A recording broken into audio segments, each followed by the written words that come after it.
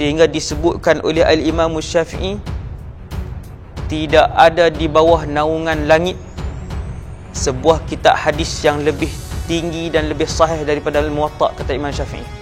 Waktu tu Sahih Bukhari belum ada, Sahih Muslim belum ada. Ya Amirul Mukminin, bagi tahu kepada Amirul Mukminin, innal ilma yu'ta wala ya'ti.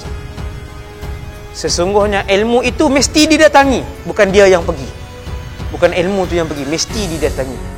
Imam Malik kata, aku boleh namakan 40 orang soleh di Madinah yang ta'alim, 40 orang soleh di Madinah. Seandainya mereka minta kepada Allah untuk turun hujan, nescaya turun hujan hari itu. Kata Imam Malik, la ta'lamunna annahu la yartafi'u min hadha illa ma urida bihi wajhullah. Kamu semua akan tahu bahwasanya tidak akan menjadi tinggi kedudukan sesuatu itu kecualilah sesuatu itu dilakukan untuk mendapatkan redha Allah Subhanahu wa taala. Itu kata Imam Malik.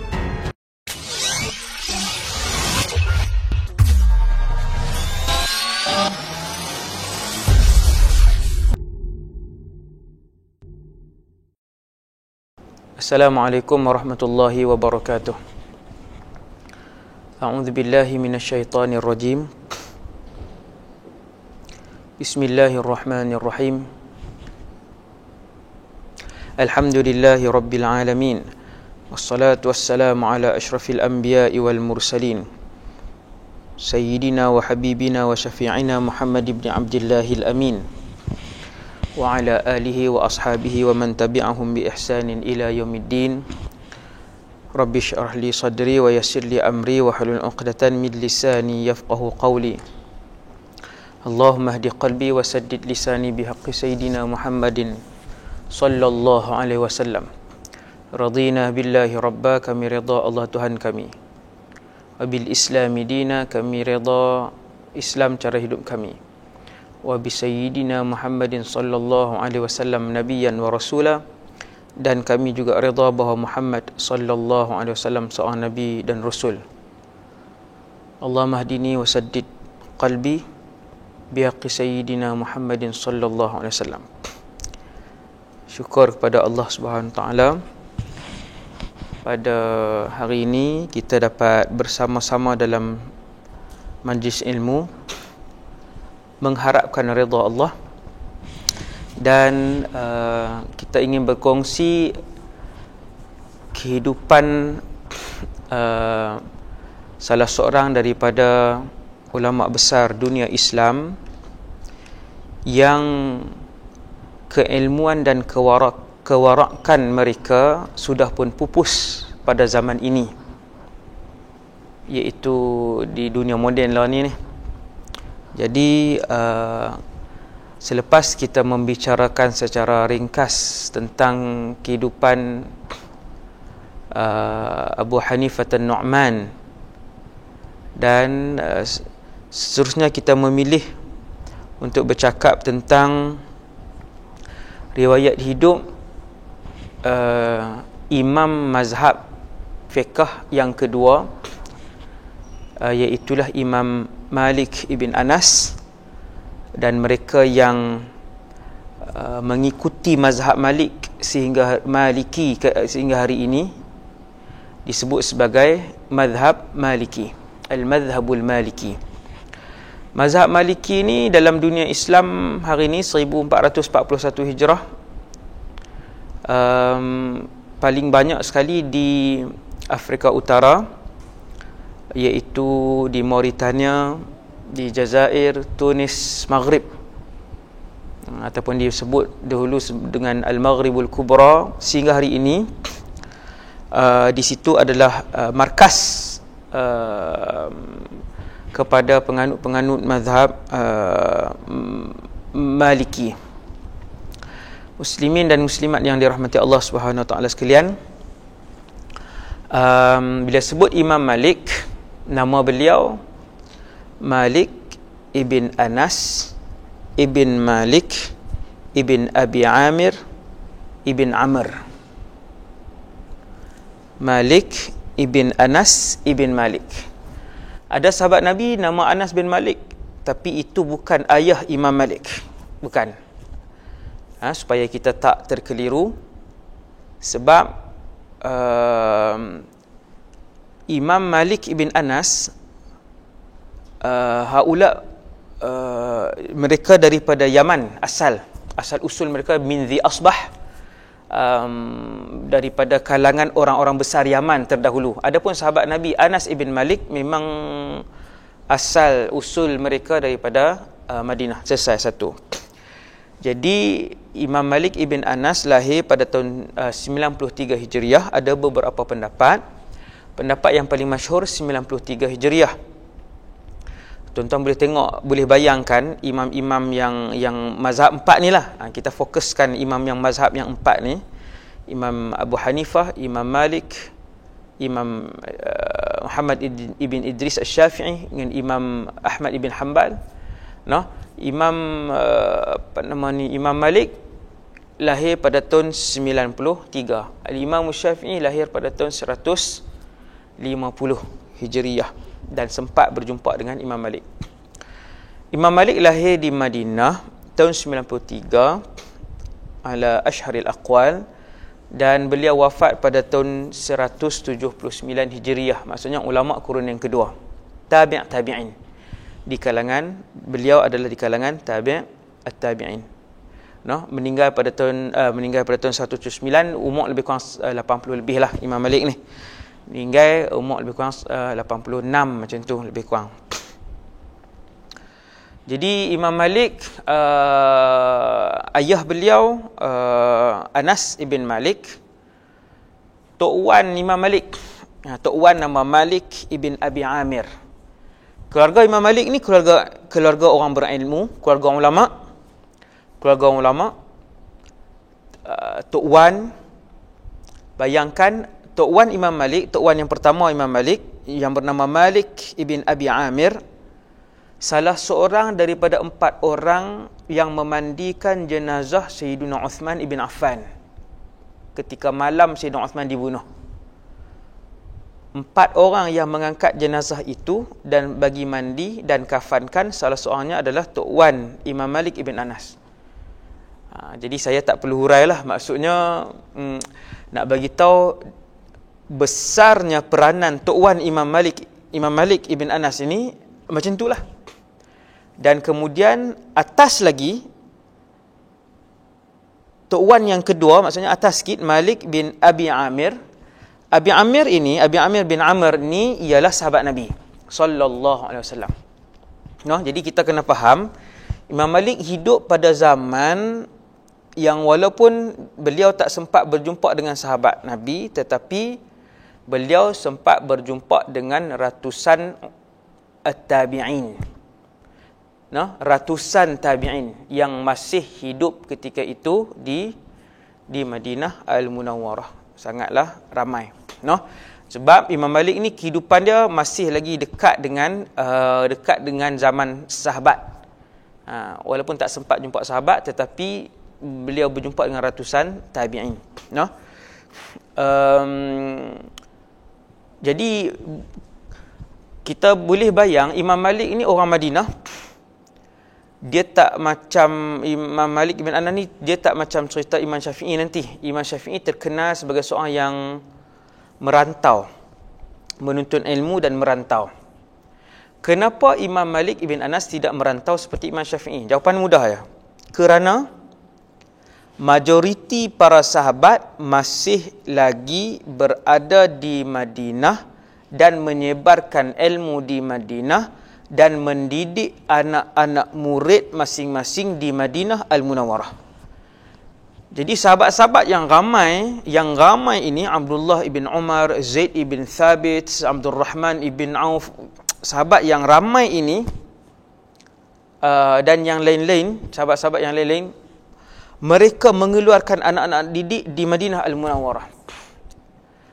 Kita dapat tahu para sahabat berhijrah ke seluruh dunia Islam ataupun ke banyak bandar-bandar besar Islam. Waktu itu Madinah bandar besar Islam, Makkah bandar besar Islam, Basrah bandar besar Islam, Kufah bandar besar Islam, Mesir bandar besar Islam, Syam bandar besar Islam. sahabat puluhan ribu hampir berhijrah. Tetapi kalau campur semua sahabat yang berhijrah yang ada di Syam, sahabat yang ada di Mesir, di Kufah, di Basrah, masih tak dapat menandingi bilangan sahabat yang kekal di Madinah. Maka disebabkan begitu ramai para sahabat yang mengeluarkan anak didik di Madinah, sehinggalah di kalangan tabi'in terbentuk satu nama yang disebut sebagai fuqaha'ul Madinati sab'ah. 7 kepala ulama besar di Madinah yang terdiri daripada kalangan tabi'in. Kharijah ibn Zaid ibn Thabit, Ubaidullah ibn Abdullah bin Umar, Al-Qasim ibn Muhammad ibn Abi Bakar, As-Siddiq, Sa'id ibn Musayyab. Ada 7 orang ni. Yang alim, yang duduk dalam Madinah, membuatkan Imam Malik ibn Anas tidak merantau seperti orang lain. Sebab tu bila satu hari khalifah datang kepada Imam Malik ibn Anas, Khalifatul Mahdi, ketika itu ajak Imam Malik, khalifah ni presiden. Presiden bukan dia punya pemerintahan dia bukan besar Malaysia waktu tu. Presiden Islam yang pemerintahan dia waktu tu sangat luas. Dia jumpa Imam Malik, dia ajak Imam Malik, dia berikan sebanyak 3,000 dinar dan dia ajak Imam Malik untuk berpindah ke Madinatus Salam. Madinatus Salam ni Baghdad. Sebut Madinatus Salam maksudnya Baghdad. Waktu tu antara pusat pemerintahan yang besar ketika itu, bagi 3,000 dinar. Tuan-tuan ingat 3,000 dinar ni bukan 3,000 ringgit lah. 1 dinar boleh beli seekor kambing. 1 dinar boleh beli seekor kambing. Zaman hari ni kambing berapa? 500 dapatkah kambing? Tak dapat. Kambing 1,000. Maksudnya 1,000 dinar sejuta. Satu amount yang sangat besar. Khalifah Tan Sri Al-Mahdi waktu tu, khalifah bagi 3,000 dinar, lebih kurang 3 juta ringgit, bagi jom pindah dengan kami ke Madinatus Salam. Imam Malik pun jawab, Al-Madinatu khairul lahum law kanu ya'lamun. Sabda Nabi SAW, Madinah itu lebih baik. Madinah ni Madinatul Rasul, Al-Madinatul Munawwarah adalah lebih baik daripada kepada kalian seandainya kalian mengetahui. Maka Imam Malik jawab macam itulah. Wal malu indi ala halihi. Jawab Imam Malik, duit yang khalifah bagi ada lagi dekat saya, tak terusik lagi. Siapa nak, kalau Imam Khalifah nak, boleh ambil balik. Maksudnya satu poin yang saya nak sebut di sini, Khalifah bagi 3 juta. 3 juta tuan-tuan bukan 30,000 ringgit tau. 3 juta ringgit zaman hari ni. Memang nilai dia 3,000 dinar ni sangat besar. Zaman itu pun sangat besar. Zaman tu pun sangat besar. 3,000 dinar tu. Jadi kita nak beritahu bahawa imam-imam kita dapat duit banyak tu pun tak sentuh. Duduk di situlah duit tu. Sampailah datang arahan pun Imam Malik kata duit masih ada lagi, kalau nak ambil. Dan saya takkan berpindah daripada bumi Madinah. Jadi kita faham di sini Imam Malik satu orang yang lahir di Madinah, tinggal di Madinah, membesar sampai ke akhir hayat di Madinah, dan kemudian wafat dan dikebumikan di Baqi' Al-Gharqad fil Madinatil Munawwarah, juga di Madinah. Itu cerita Imam Malik. Kemudian Imam Malik pun membesar dengan seorang abang kandung, tua sikit pada Imam Malik. Satu hari ayah Imam Malik, iaitulah Anas ibn Malik, bukan sahabat Nabi, orang lain, panggil Imam Malik dan abang beliau, abang kepada Imam Malik, tanya satu soalan fiqh. Kemudian Imam Malik pun jawab, abang dia pun jawab. Fa akhta'tu wa asaba akhi, kata Imam Malik, aku salah bagi jawapan dan kemudian abang aku jawab betul. Kemudian ayah Imam Malik kata, alhadkal hamamu an talabil ilm. Wahai Malik, hang duk kalut bela burung merpati tu yang tak alim. Bila pak dia kata ta'alim kat dia, abang dia, ayah dia puji, Imam Malik kata, semenjak hari itu aku meninggalkan banyak urusan dunia dan aku tumpu untuk belajar.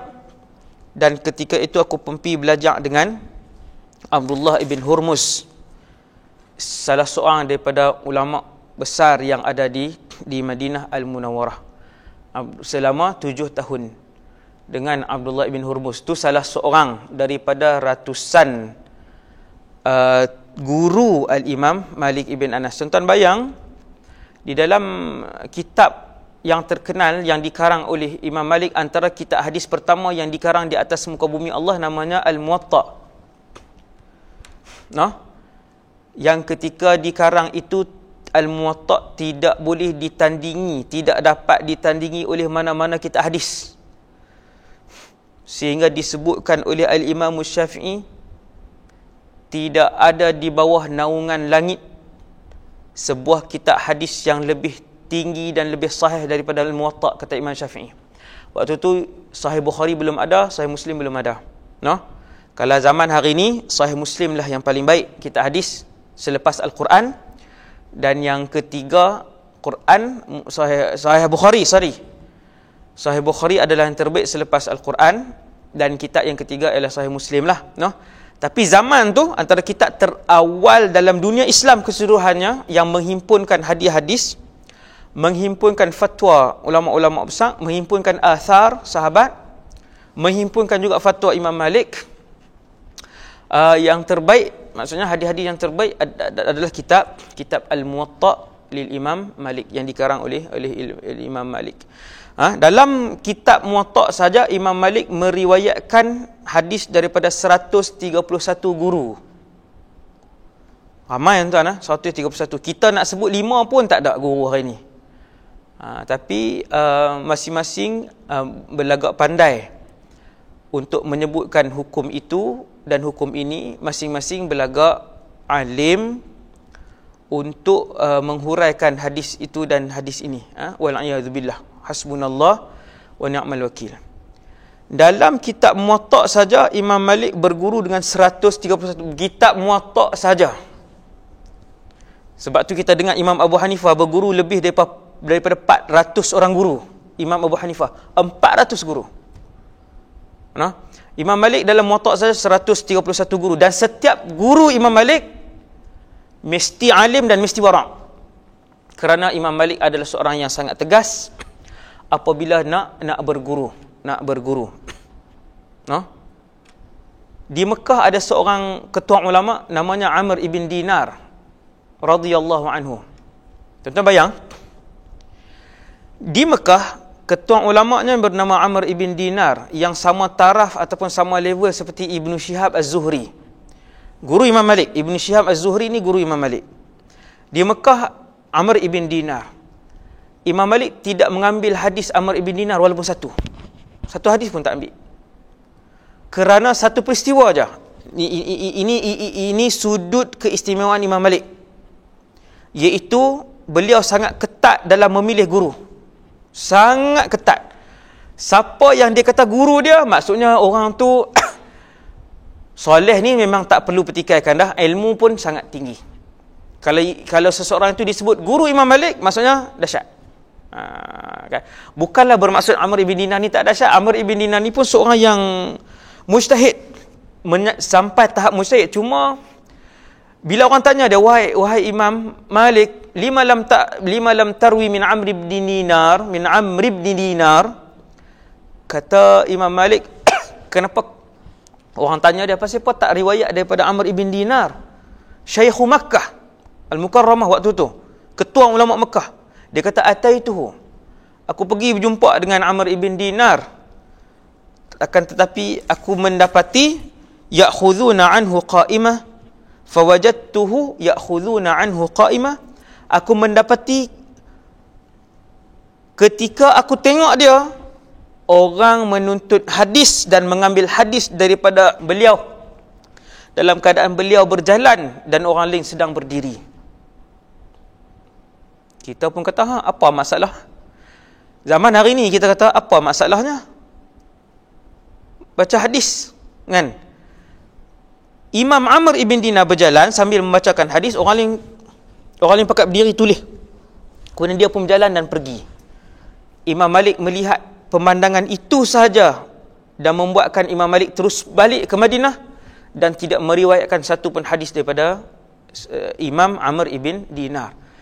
Punyalah tegas Imam Malik ibn Anas, pengasas mazhab Malikiyah yang hari ini tersebar ke seluruh dunia Islam. Tuan-tuan, jadi Imam Malik ibn Anas ini dia tabi'in. Dia tabi'in, sahabat, tabi'in. Di kalangan tabi'in di Madinah, Imam Malik adalah nombor satu, tanpa khilaf. Yang ni tak boleh dipertikaikan. Imam Malik nombor satu. Ulama tabi'in nombor satu. Tidak ada yang menandingi beliau dari segi keilmuan dan juga kesolehan beliau. Wara' beliau nombor satu, Imam Malik bin Anas. Sehingga disebutkan oleh Al-Imam Az-Zahabi, imam-imam yang paling besar yang ada di Madinah, yang hidup di Madinah, yang pertama Rasulullah paling besar, yang kedua Zaid ibn Thabit, yang ketiga Sayyidatuna Aisyah. Aisyah adalah wanita di kalangan umat Nabi yang paling alim. Wanita yang paling alim kalangan umat Nabi Muhammad, Aisyah. Nombor satu. Kata Imam Az-Zahabi, mereka yang paling alim yang pernah mendiami Madinah, yang pertama Rasulullah, Zaid ibn Thabit, Aisyah, Abdullah ibn Umar, Sa'id ibn Musayyab, Ibn Shihab Az-Zuhri, Abdullah ibn Umar, tadi selepas Aisyah, Abdullah bin Umar, kemudian Ubaidillah bin Abdullah bin Umar, dan yang ketujuhnya ialah Al-Imam Malik ibn Anas. Itu pendapat daripada Al-Imam Az-Zahabi lah, Al-Imam Az-Zahabi. Jadi Imam Malik, lepas ayah dia panggil, tanya soalan, dia tak boleh jawab, abang dia boleh jawab, ayah dia puji abang dia pun tinggal, dia pun mengaji dengan seorang ulama besar. Bila Imam Malik pergi belajar, maksudnya ulama tu hebatlah. Selama 7 tahun, Abdullah bin Hurmus radhiyallahu anhu, 7 tahun. Dia pergi belajar 7 tahun. Ramai orang Madinah waktu tu pusat pengajian ilmu hadis. Ramai orang tumpu juga kepada Abdullah bin Hurmus. Dan bila Imam Malik nak pergi belajar, dia akan bubuh buah kurma yang banyak. Bila sampai di rumah tok guru dia, salah seorang daripada ratusan guru Imam Malik ni, Abdullah bin Hurmus yang Imam Malik ambil 7 tahun. Bila sampai di rumah guru dia pun bagi buah kurma dekat anak-anak Imam Abdullah ibn Hurmus. Bagi buah kurma seorang berapa biji. Kenapa dia bagi buah kurma tu? Dia kata, kalau insa'alakum ahadun anis syekh faqulu mashghul. Saya kalau ada siapa main nak tanya soalan, kata ayah sibuk. Dia upah dah siap-siap ni kat luar ni, 4-5 orang anak Imam Abdullah bin Hurmus, Yang ni orang panggil kecerdikan Imam Malik. Maksudnya dia nak, waktu tu dia nak talaqi. Siapa yang biasa mengaji, yang talaqi kitab ni, kita kalau boleh, kalau seorang ulama besar tu, kalau boleh kita nak mengaji seorang saja. Waktu tu nak tuntut ilmu secara berdepan seorang. Sebab kita boleh tumpu untuk baca dengan dia dan sebagainya. Itu orang yang mengaji, dia faham perkataan saya ni. Dia kalau 100 orang belajar, nak tanya soalan apa? Kalau 30 orang, boleh tanya soalan lagi. Kalau 10 orang, boleh tanya banyak soalan. Kalau 3 orang, mengaji dengan seorang guru besar, boleh tanya puluhan soalan. Kalau seorang, boleh tanya ratusan soalan. Maka Imam Malik, dia pergi mengaji, dia seorang. Ini kecerdikan dia, Dia, bila ulama besar macam Imam Abdullah bin Hurmus ni, orang akan singgah mai, kan? Lepas 5 minit, orang singgah mai. Lepas setengah jam, orang singgah mai tanya soalan. Jadi ganggu. Maka Imam Malik pun upah anak-anak Imam Abdullah bin Hurmus ni, dia bagi buah kurma seorang berapa biji. Dia kata, kalau orang buah kurma ni macam gula-gula lah hari ni. Kalau orang nak mai je, hampa kata ayah sibuk. Memang sibuk pun, sibuk dengan Imam Malik. Itu dia tak tipu. Memang sibuk kan. Jadi bila orang mai je, anak-anak Imam Abdullah kata ayah sibuk, kan? Maka orang pun balik, Kemudian antara guru yang Imam Malik belajar juga ialah Al-Imam Ayyub As-Sakhtiyani, Al-Imam Zaid ibn Aslam, dan juga Al-Imam Abu Zinad. Ini antara yang masyhur dan ramai lagi lah, dan ramai lagi. Jadi Imam Malik pun belajarlah dengan tok guru beliau yang ada di Madinah Al-Munawwarah. Di Madinah ada banyak majlis ilmu. Antara majlis ilmu yang terkenal adalah majlis ilmu Imam Malik ibn Anas. Apabila Imam Malik ibn Anas nak mulakan pengajian dia, maka dia akan berada di tengah-tengah, memakai pakaian yang mewah, mengenakan wangi-wangian, meletakkan imamatahu, wada'a imamatahu, memakai serbannya, dan kemudian meletakkan ridaknya, dan kemudian barulah dimulakan dengan penuh ketenangan majlis pengajian Imam Malik. Dan imam-imam ketika itu di Madinah Al-Munawwarah, mereka tak baca kitab, mereka tak baca, orang lain yang akan membaca. Zaman tu apabila orang yang baca kitab tu akan dipanggil sebagai habib. Habib apa zaman tu lah. Habib, nama sekian-sekian, maksudnya yang tu adalah muqri' kepada Imam Malik. Dia yang akan baca hadis, Imam Malik akan dengar dan nangguklah mengiyakan. Kalau Habib tu salah baca, dan benda tu jarang berlaku kesalahan, sebab selalunya Habib ni orang yang sangat dah mahir. Kalau salah sikit je, pintu belakang di bilik itu akan berbunyi, iaitu teguran yang datang daripada Fatimah bintu Malik ibn Anas ibn Malik, anak perempuan Imam Malik ibn Anas yang bernama Fatimah, yang juga alim di kalangan ulama. Imam Malik ada 4 orang anak, ada Hamad, ada Yahya, ada Muhammad, ada Fatimah, dan yang bergelumang dengan ilmu adalah Yahya dan juga Fatimah sahaja. Adapun lagi baki, mereka tidak bergelumang dengan ilmu. Anak Imam Malik tidak semua bergelumang dengan ilmu, tapi ada di kalangan mereka yang ulama lah, antaranya Fatimah yang menghafal Muwatta. Fatimah bintu Malik, ini Imam Malik punya anak perempuan kan. Dia yang akan tegak bila dia ketuk maksudnya salah. Ada salah baris ataupun salah nama, atau dahsyatlah mewarisi kecerdikan dan juga ilmu lah kan. Kan ilmu. Jadi Imam Malik akan berada dalam majlis mengenakan minyak wangi-wangian, imamah ni serban, dia ada ridak dia, ada ridak dia dan sebagainya. Sebab tu kita nak ingatkan sebahagian orang hari ni yang jahil ni, mereka mempermain-mainkan ridak. Bila kita sebut tentang ulama salaf ni, ini salafi, ini ulama salafi. Sebahagian orang-orang jahil pada hari ini mempermainkan imamah, serban yang dipakai oleh ulama-ulama Islam. Mereka mempermainkan serban dan memperli-perli ridak yang dipakai.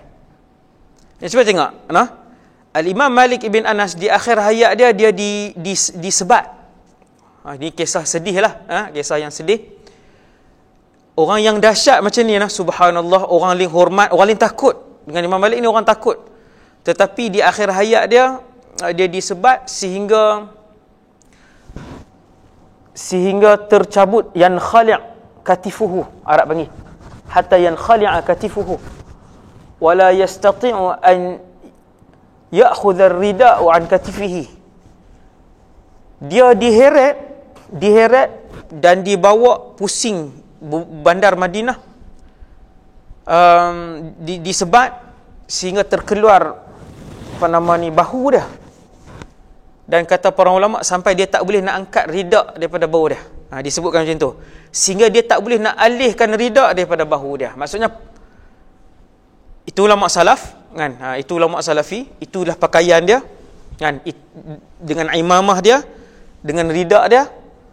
Dan itulah yang dia lihat para ulama lain lakukan, dan itulah pakaian yang Imam Malik tengok para ulama lain pakai. Jadi siapa yang Imam Malik melihat para ulama lain pakai adalah di kalangan tabi'in di Madinah Al-Munawwarah. Dan tabi'in, ulama-ulama tabi'in berpakaian begitu. Siapa yang mereka lihat? Tentunya sahabat Nabi sallallahu alaihi wasallam. Sebab tu kumpulan-kumpulan jahil yang menggelarkan diri mereka salafi ni, yang banyak duk perli serban yang dipakai oleh para ulama Islam, rida yang dipakai sebahagian yang mempermain-mainkan ni, ada kita boleh tunjuk banyak bukti mereka memperlekeh dan sebagainya. Hati-hati. Dengan kejahilan yang kamu tak tahu itu, ini saya bagi tahu kan, itu adalah pakaian para ulama dahulu dan para ulama terdahulu di kalangan salaf, bukan yang kurun 4, 5, 6, kurun 1, 2, 3 yang terawal. Mereka berpakaian dan mereka lihat para ulama, guru-guru mereka berpakaian, iaitu di kalangan tabi'in ikut cara berpakaian ulama-ulama sahabat ataupun di kalangan para sahabat radhiyallahu anhum. Okey. Jadi Al-Imam Malik ibn Anas dia pun mula belajar dengan guru dia yang ramai dan akhirnya menjadi ulama besar dengan kecerdikan luar biasa yang dimiliki oleh Al-Imam Malik. Imam Malik ibn Anas ni satu orang yang apabila baca dia tak lupa sampai akhir hayat. Ingatlah kaedah. Semua imam mujtahid dulu, kalau kita sebut Atha ibn Abi Rabah, kita sebut Al-Imam Al-Auza'i, Al-Imam Sufyan ibn Thawri, Al-Imam Laith ibn Sa'ad, Al-Imam Abdullah ibn Mubarak, Al-Imam Malik ibn Anas, Al-Imam Syafi'i, Al-Imam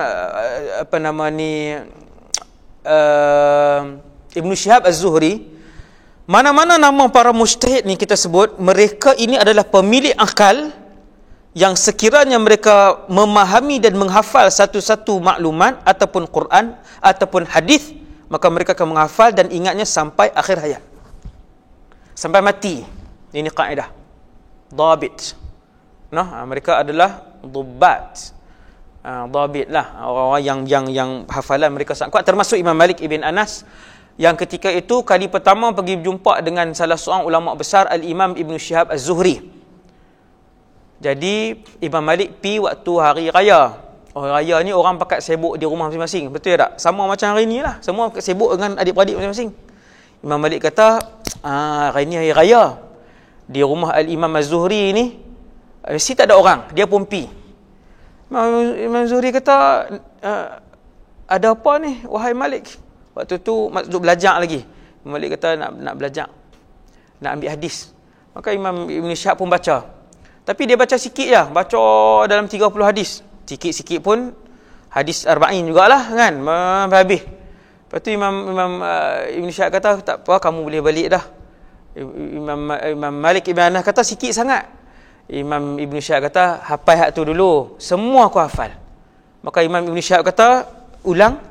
Maka Imam Malik pun ulang ketika itu juga. Tuan-tuan bayang, dengar, ulang waktu itu juga. Tak ada terus zaman hari ni, tak ada kan. Dua PhD pun tak boleh kan. Zaman kita hari ni kan, zaman kita lah, maksudnya jauhnya penguasaan ilmu kita. Sebab tu jangan perasan alim sangat, saya dan kita semua.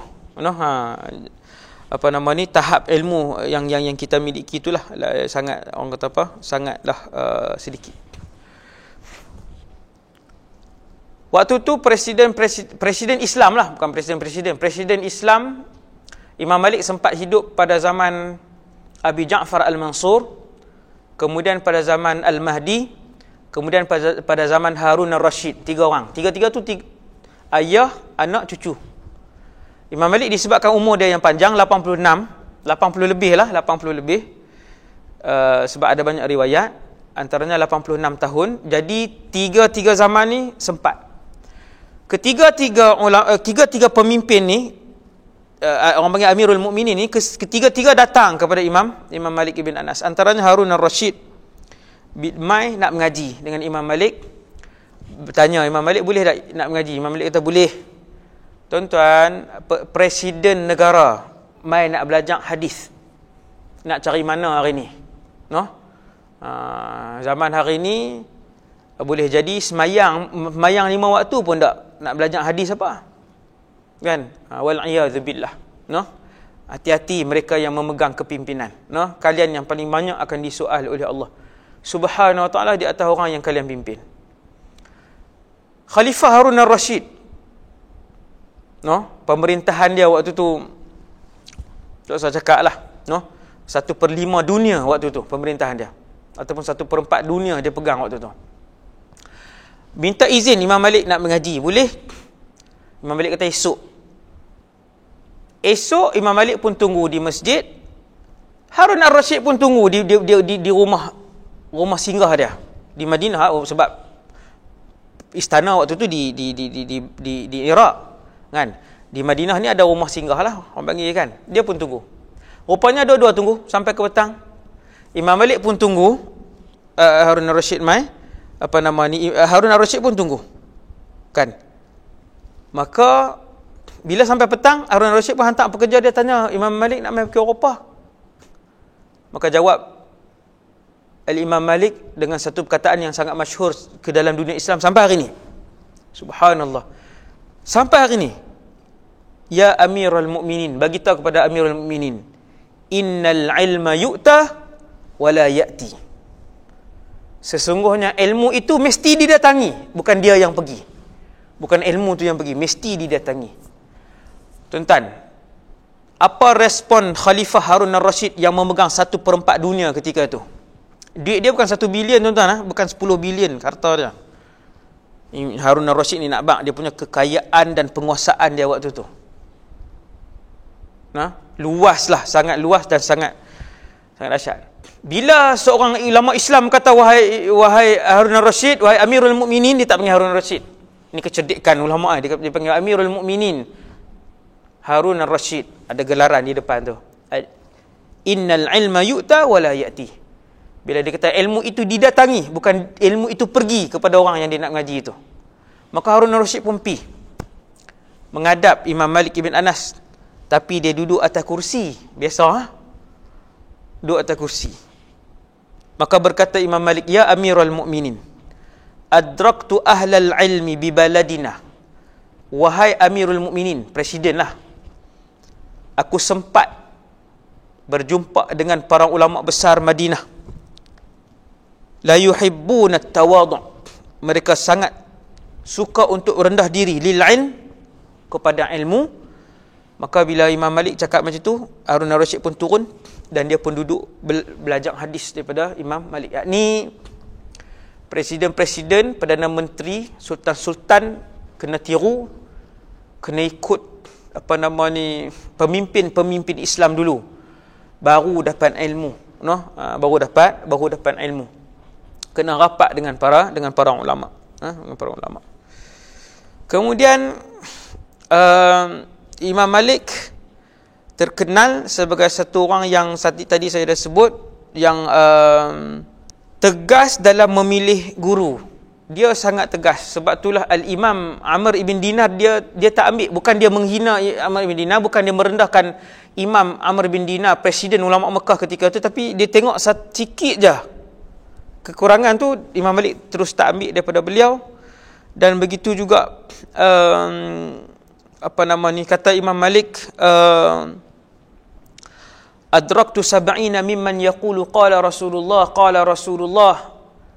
Imam Malik kata, aku sempat hidup dan melihat 70 orang tabi'in di Madinah.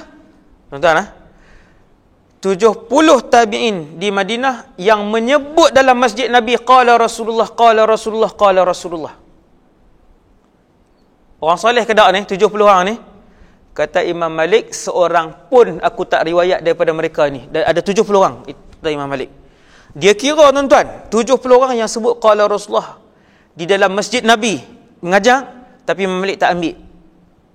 Dan kata Imam Malik, sekiranya 70 orang ini, setiap seorang daripada mereka diberikan amanah untuk menjaga Baitul Mal Muslimin yang berjumlah berpuluh-puluhan bilion tu, untuk menjaga Baitul Mal Muslimin, nescaya 70 orang ni, seorang pun tidak akan mengambil satu sen pun daripada duit situ. Apa kita faham? Imam Malik nak beritahu 70 ni semua orang, semua soleh. Tetapi kenapa Imam Malik tidak meriwayatkan hadis daripada mereka? Jawab Imam Malik, illa annahum lam yakunu min ahli hadha sya'n kecualilah 70 orang ini bukanlah pakar dalam bidang hadis. Dia ambil dia pakar saja. No? Baru satu PhD hadis, baru tahqiq, ta'liq dan takhrij hadis daripada kitab, baru satu kitab kan. Tu pun bukan karang kitab, baru takhrij hadis kan. Yang tu tak tentu lagi alim ataupun tidak. Entah noh. Ni tengok mi'yar sukatan Imam Malik kepada orang yang hidup pada zaman tu. Tuan-tuan, saya nak bawa tuan-tuan bayangkan keadaan di Madinah waktu tu, perkembangan ilmu, ramainya orang soleh di Madinah. Kata Imam Malik dalam satu hadis yang lain, Imam Malik kata, aku boleh namakan 40 orang soleh di Madinah yang ta'alim, 40 orang soleh di Madinah, seandainya mereka minta kepada Allah untuk turun hujan, nescaya turun hujan hari itu. Subhanallah, tak tahulah, memang dahsyat lah. Memang bismillah masya-Allah lah zaman tersebut, no? Zaman tersebut bismillah masya-Allah. Kemudian yang terakhir untuk pagi ini, Imam Malik pun karang sebuah kitab waktu tu yang dinamakan dengan Al-Muwatta'. Tuan-tuan boleh tengok kitab Muwatta' ni, kitab yang menghimpunkan hadis-hadis Nabi SAW, athar, fatwa dan juga fatwa Imam Malik sendiri, no? Dalam kitab Al-Muwatta' tersebut. Tetapi dalam dunia Islam hari ini, Al-Muwatta' dibaca oleh golongan khawas baca, cuma sebut kepada orang awam Al-Muwatta' orang tak tahu. Tapi kalau sebut Sahih Bukhari orang tahu, no? Sahih Bukhari dan Sahih Muslim menenggelamkanlah kedudukan Al-Muwatta' jadi bawah lah. Al-Muwatta' ni jadi kitab yang di bawah, sebab dia pula macam Bukhari Muslim, dia memang himpunkan hadis betul. Muwatta' pula dia campur dengan athar, hadis marfu' pun saya rasa 1/4 saja kan, lebih kurang 1/4. Ada banyak pendapat kalangan para ulama, 1/4 Muwatta' sahaja hadis marfu' ataupun 1/3 sahaja hadis marfu' dalam Muwatta'. Bila Imam Malik dia mula karang, ada banyak cerita kenapa Imam Malik karang. Antaranya ialah permintaan daripada Khalifah Abi Ja'far Al-Mansur, minta Imam Malik karang. Maka Imam Malik pun mula mengarang kerana Allah. Bila Imam Malik karang, ulama-ulama lain pun karang, antaranya Al-Majishun, no? Antaranya Imam Ibnu Abi Dhi'ab, tak silap saya kan, beberapa orang lain semua pakat karang juga kitab tu. Tetapi kitab yang kekal sampai hari ini, sampai 1441 Hijrah 2020 hari ini, hanyalah kitab yang pada zaman itu hanyalah kitab Al-Muwatta' sahaja, no? Kitab yang penuh dengan keberkatan. Kata Imam Malik, la ta'lamunna annahu la yartafi'u min hadha illa ma urida bihi wajhullah. Kamu semua akan tahu bahwasanya tidak akan menjadi tinggi kedudukan sesuatu itu kecualilah sesuatu itu dilakukan untuk mendapatkan redha Allah Subhanahu wa taala. Itu kata Imam Malik, no? Nak rakam kerana Allah. Nak tulis mesej kerana Allah. Hafal Quran kerana Allah. Kamu mentadbir kerana Allah. Kamu buat sawah padi kerana Allah. No? Benda-benda yang kerana Allah ini sajalah yang akan kekal. No? Imam Malik pun karang kitab dia, lalu dipersembahkan kepada para ulama. Untuk pengetahuan kita semua, Imam Malik ni umur 21, telah pun diberikan ijazah oleh 70 ulama besar Madinah untuk beliau mengajar. Subhanallah, tuan-tuan tengok lah. Umur 21, tuan-tuan. Umur 21, kita baru habis, 22 baru habis ijazah sarjana muda. 23, 21, 22, 23 kan, baru habis. Imam Malik bin Anas, 21, sudah diberikan ijazah oleh 70 ulama besar Madinah. 70. Bahawa beliau layak untuk memberikan fatwa. Dia pun mula mengajar dan sebagainya. Masih lagi tuntut ilmu.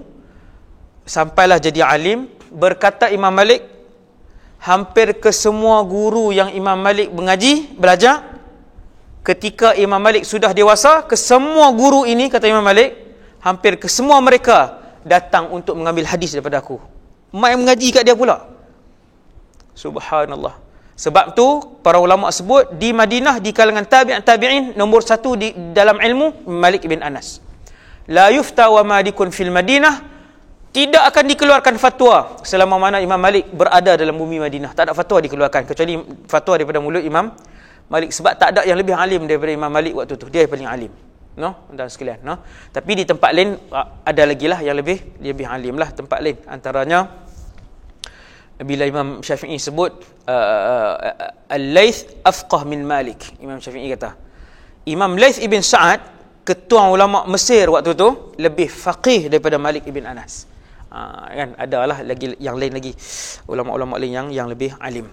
Jadi Imam Malik pun karang sebuah kitab, ulama-ulama Madinah pun pakat tengok, semua tawata'u ala kitabihi, tasahalu ala kitabihi, mereka terima, mereka angguk, mereka setuju, mereka membenarkan kitab Malik ibn Anas. Semua pakat tengok, semua puji kitab Malik, maka dinamakan Al-Muwatta' litawatu'i ahli al-haramaini ala sihhatih, kerana para ulama ketika itu menyebutkan kesemua hadis Muwatta' adalah sahih ataupun hasan. Kesemua hadis Muwatta' adalah sahih ataupun hasan. Saya tutup pada hari ini punya kuliah kita pada hari ini dua buah cerita.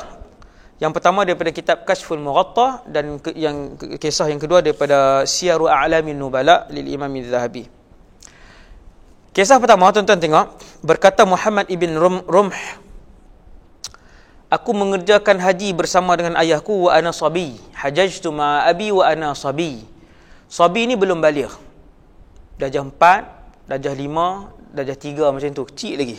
Tuan-tuan tengok Tuan-tuan tengok kisah ni, ada banyak pengajaran besar daripada kisah ringkas ni je. Muhammad ibn Rumh, dia pergi buat haji dengan ayah dia.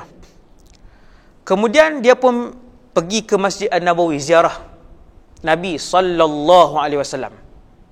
Tengok orang dulu pergi buat haji dan kemudian pergi menziarahi Rasulullah sallallahu alaihi wasallam. Dia kata fanimtu fi masjidin Nabi fi ar-raudhah. Aku pun tidur di dalam raudhah. Faraitu Rasulullah. Aku nampak Nabi. Tengok ini kisah. Sebab tu kisah dalam mimpi ni kita tak tolak semua. Jangan jadi Wahabi. Wahabi sebut kisah mimpi, tolak. Sebut kelebihan surah, hadis-hadis yang bercakap tentang kelebihan surah, tolak semua. Kecuali beberapa sahaja yang sikit, kan. Jangan jadi Wahabi, rugi dunia akhirat. Rugi dunia akhirat. Tuan-tuan tengok kitab ni, kalau nak kata cerita ni, cerita nak tolak semua, cerita mimpi tak boleh pakai. Ni dia para ulama dahulu menyebutkan mimpi-mimpi yang boleh diambil pengajaran, walaupun tidak boleh dijadikan dalil sandaran hujah untuk hukum, tetapi boleh dijadikan sebagai sandaran. Lepas tu bila dengar cerita orang sebut cerita tentang mimpi ni, jangan ni lagi, kan, tengok dulu apa dia, kan. Boleh dijadikan orang kata apa, rujukan. Muhammad ibn Rumah buat haji, lepas tu sampai di Masjid Nabawi pergi ziarah, tidur dalam raudhah. Tidur yang sat tu nampak Nabi sallallahu alaihi wasallam. Wa huwa mutawakki'un ala Abi Bakr wa Umar. Nabi bersandar kepada Abu Bakar dan Umar. Tuan-tuan dalam mimpi zaman itu. Nabi bersandar, Nabi dah wafat, tapi mimpi nampak Nabi berpapah pada Abu Bakar dan Umar. Fasallamtu alaihim. Kata Muhammad ibn Rumah, aku pun bagi salam. Dia ni ulama ni. Lepas pada tu dia ulama. Aku bagi salam dalam mimpi tu kepada Nabi, Abu Bakar dan Umar. Mereka pun jawab salam. Lalu aku berkata, ya Rasulullah, aina anta dhahibun? Ya Rasulullah, nak pergi mana ni? Jawab Nabi SAW, uqimu li malikin as-siratal mustaqim. As-sirat jadi maf'ul kepada isim fa'il. Al-mustaqim sifah mansub wa alamatu nasbihi al-fathatu adh-dhahiratu ala akhirih. Ni hak mengaji nahwu i'rab, uqimu li malikin as-siratal mustaqim. Subhanallah. Bila Muhammad ibn Rumah tanya, "Ya Rasulullah, nak pergi mana?" Nabi pun jawab, Nabi waktu tu nak berjalan pi tu, Nabi kata, "Aku nak pi bantu Malik." Malik ni Malik ibn Anas. "Aku nak pi bantu Malik untuk kekal di atas landasan yang benar." Maka Muhammad bin Rumah dia tak faham. Nabi kata, "Aku nak pi bantu Malik untuk kekal berada di atas landasan yang benar." Maka dia pun fantabat, aku pun jaga. Maka dia pun bangun, jumpa ayah dia pun bawa pergi berjalan. Fawajadtun nasa mujtami'in. Rupanya lepas bangun tidur tu aku pun tengok ada satu majlis ilmu yang besar, iaitulah majlis ilmu yang dikendalikan oleh Imam Malik ibn Anas, dan hari itu adalah hari-hari terawal Imam Malik ibn Anas sedang memulakan pengajian kitab Al-Muwatta. Imam Malik duk mula mengajak kitab Muwatta waktu tu. Subhanallah. Ya. Yang ni kita taklah kata okey inilah dalil bahawa sekian kan, tidak, tetapi yang ni isyarat. Yang ni isyarat yang boleh kita jadikan rujukan tentang ketinggian kitab ni. Dan kalau tak ada cerita ini pun, para ulama yang hidup pada zaman tu, ulama-ulama besar pada zaman itu telah memberikan penghargaan dan juga pujian kepada kitab Al-Muwatta Imam Malik ni. Dan satu lagi pun mimpi juga daripada Khalaf bin Umar, yang ni disebutkan dalam kitab Syiar A'lamin Nubala karangan Al-Imam Az-Zahabi. Kata Khalaf bin Umar, "Aku melihat Nabi dalam mimpi, fil manam, dalam mimpi. Juga dalam Masjid An-Nabawi. Ramai dah orang berimpun waktu itu mengerumuni Rasulullah. Nabi pun sebut, inni qad khaba'tu tahta mimbari. Sesungguhnya aku simpan di bawah mimbar aku ini tiban au ilman, syakkar rawi." Orang yang riwayatkan cerita ni dia ragu-ragu sama ada Khalaf bin Umar sebut perkataan tib ataupun perkataan ilm. Sesungguhnya Nabi kata, aku menyimpan di bawah mimbar aku ini ilmu, dan aku telah mengarahkan Malik, kata Rasulullah dalam mimpi tu. Dalam mimpi tu Nabi kata, wa amartu Malikan an yufarriqahu 'ala an-nas. Aku mengarahkan Malik untuk menyebar-nyebarkan ilmu yang kusimpan di bawah mimbar ini kepada manusia, orang-orang yang ramai, dan ilmu itu adalah kandungan kitab Al-Muwatta yang dikarang oleh Imam Malik. Begitu juga kitab Sahih Bukhari dan Sahih Muslim pun ada kisah daripada mimpi para ulama berjumpa Nabi SAW pun ada. Itu kisah lain lah. Ini kisah yang kita tengok yang dalam karangan ataupun kitab yang dikarang oleh Al-Imam Malik ibn Anas. Dan akhirnya Al-Imam Malik ibn Anas wafat di Madinah Al-Munawwarah juga pada tahun 179 Hijriah. Imam Abu Hanifah wafat pada tahun 150. Maksudnya ulama kurun kedua. Imam Malik ibn Anas juga pada kurun yang kedua, iaitu pada tahun 179 Hijriah. Dan insya-Allah setakat itu dulu. Alhamdulillah ceramah kita pada pagi ini.